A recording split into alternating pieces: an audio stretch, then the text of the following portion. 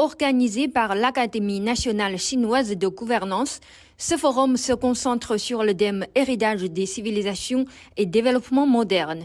En invitant des philosophes, des artistes et des savants de différents pays, ce forum a pour but de trouver les solutions face aux diverses crises mondiales et contribuer au développement de la planète.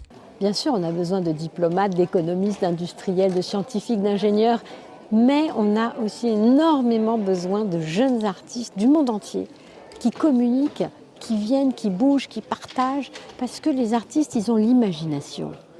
Et donc, ils sont capables de déplacer les frontières de notre pensée pour imaginer un autre monde, un monde basé sur l'harmonie, sur l'émotion, la sensibilité.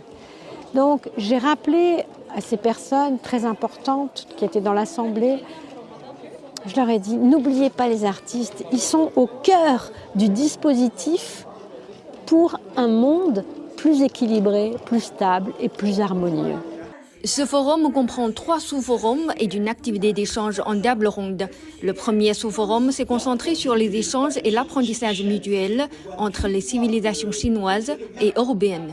Les interventions ont insisté sur 2 points qu'on a profondément en commun entre l'Europe et la Chine, et particulièrement entre la France et la Chine.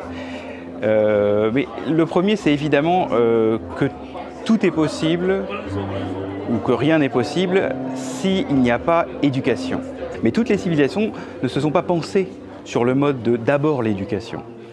Donc ça, c'est très important. Et ensuite, le point, c'était la parole. Ça aussi, on a ça en commun, et surtout entre la France et la Chine, le goût de la parole. Et c'est par la parole que l'on devient humain. Mieux on parle, mieux l'on est humain. Pendant 3 jours de réunion du 7 au 9 novembre, ce forum se concentrera encore sur les échanges civilisationnels sino-arabes et Chine-Asie centrale.